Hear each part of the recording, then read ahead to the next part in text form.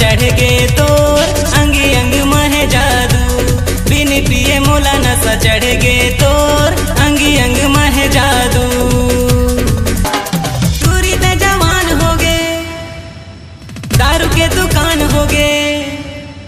टूरी ते जवान हो गे दारू के दुकान हो गे। कैसे रखो करके काबू हो काबू हो काबू हो। बिन पिए मोला नशा चढ़ गे तोर अंगी अंग महे जादू। बिन पिए मोला नशा चढ़ गे तोर